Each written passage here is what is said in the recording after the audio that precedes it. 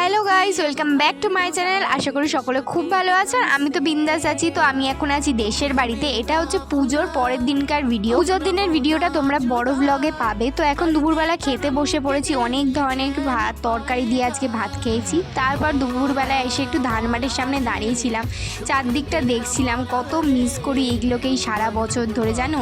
এই সময়টা একটু ভালো করে দেখে নিলাম। তো এখন 4টে সাড়ে 4টে মতো বাজে। সবাই মিলে ফ্যামিলির রেডি হয়ে গেছি একটু ঘুরতে যাওয়ার জন্য। পুজো তো হয়ে গেছে, এবার বাড়ি ফেরার সময়ও হয়ে এসছে, তাই যতটুকু সময় আছি একটু ঘুরেই নিই।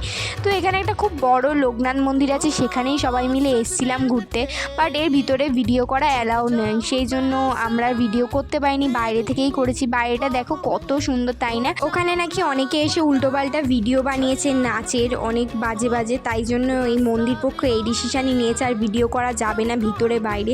তো আর ভিডিও করতে পারিনি। পাশে মন্দির দেখা যাচ্ছে, সেই মন্দিরটার রিফ্লেক্টটা জলে পড়ছে, এত সুন্দর লাগছিল। তাই আমরা মন্দিরটা না দেখে আর থাকতে পারলাম না, মন্দিরটায় চলেই এলাম। আর মন্দিরটা এসে যা দেখলাম, এত সুন্দর, চোখই ফেরানো যাচ্ছে না। এটা হচ্ছে শ্মশান কালীবাড়ি। এখানে আসার পর আমি জানলাম। আর মাকে দেখতে যে এত সুন্দর, সে কি বলবো। মন্দিরটা নতুনই হয়েছে, একদম নতুন, কয়েক মাস হলো মন্দিরটা হয়েছে। তো এত সুন্দর মায়ের মুখটা, সে কি বলবো। আমরা কিছুক্ষণ ধরে সন্ধ্যা আরতিটা দেখলাম, পুরো সন্ধ্যা আরতিটা দেখলাম বলতে পারো। তো অনেকক্ষণ দাঁড়িয়েছিলাম, দাঁড়িয়ে থাকতে একটা হঠাৎ এমন হাওয়া দিল, আমরা ভাবছি হয়তো ঝড় উঠেছে, কিন্তু না, এখানে হাওয়া দিচ্ছে। কারণ পুরো পিছন দিকটা ছিল শ্মশান, আর আমরা পিছন দিকটা গিয়ে দাঁড়িয়েছিলাম মন্দিরের ওখান থেকে। হাওয়া আসছিল এত জোরে, সে কি বলবো।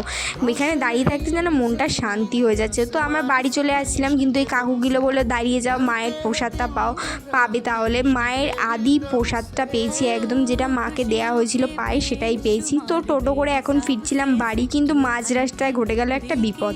মাঝ রাস্তায় হঠাৎ এত জোরে ঝড় বৃষ্টি নামে আমাদের টোটোর মধ্যে পুরো আটকে গেছে। আর টোটোর মধ্যে প্রায় আমরা 10-12 জন মতো ছিলাম, সবাই মিলে অস্বস্তি পড়ছে। আর অনেকগুলো বাচ্চা কাচ্চা ছিল, সে কি অবস্থা। বৃষ্টিতে প্রায় ভিজে অবস্থায় এসছি বাড়িতে।